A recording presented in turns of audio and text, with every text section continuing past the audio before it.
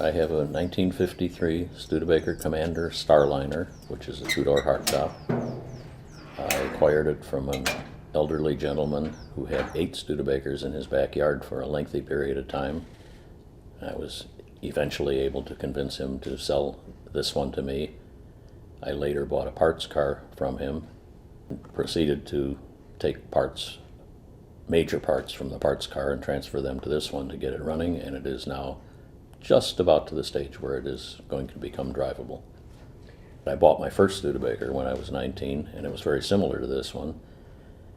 And I bought it despite the fact that all my friends had Fords and Chevys and gave me a terrible time about buying a Studebaker. But as usual, I was rather stubborn, so I stayed with it, and eventually it became not a problem.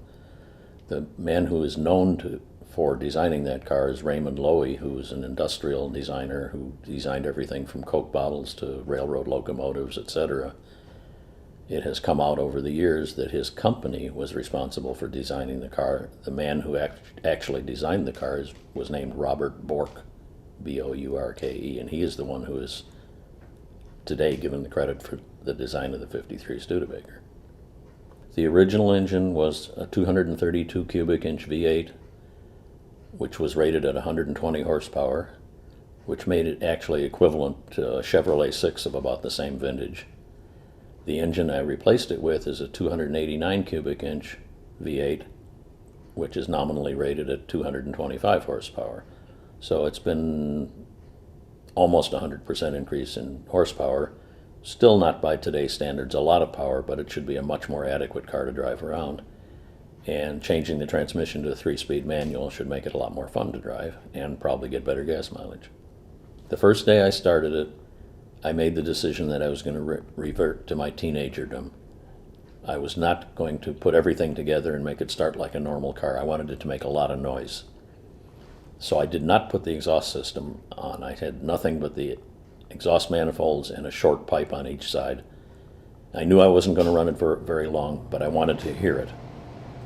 So I put that much of the exhaust system on. I put a battery in the car.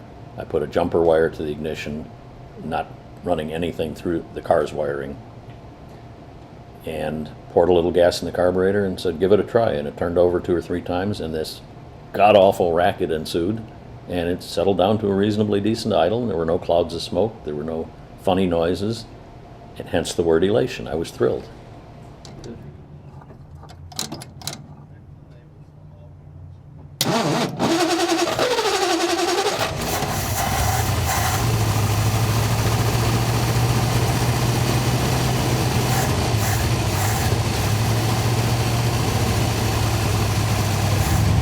Thinking, hooray, it's starting.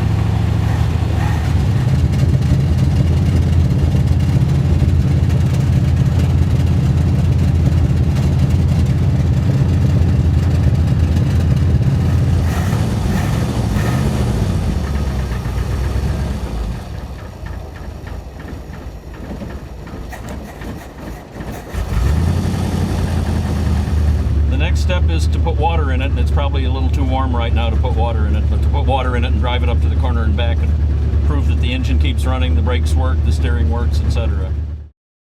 This is the horn relay.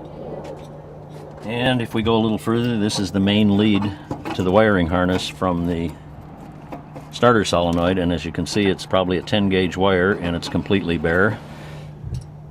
Because the car's been converted to 12 volt, at some point there will be a resistor on the firewall to work with the 12 volt system. That's the old 6 volt generator. Oh, right. It's only on here so I can have a belt on here to turn the water pump.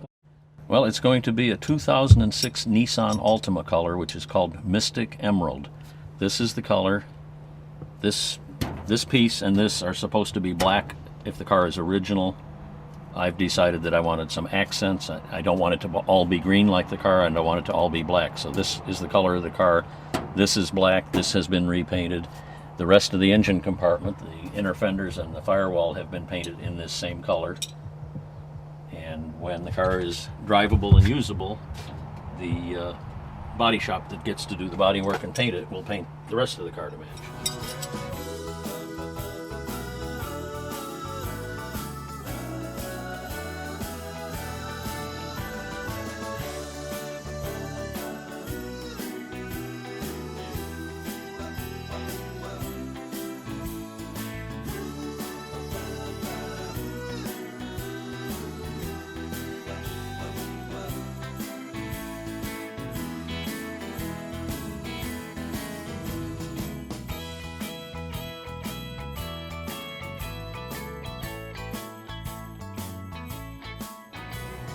The upholstery under, I believe, 2 layers of seat covers looks to be probably the original upholstery.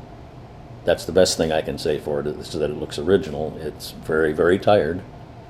The driver's seat is probably usable temporarily. It's not pretty, but it can be driven on.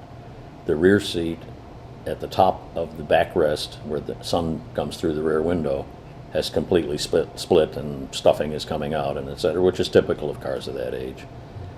The network of parts that is available for Studebaker would astound anybody that is a car enthusiast and is interested in things like Fords and Chevys, because their assumption would be Studebakers haven't been made for 50 years.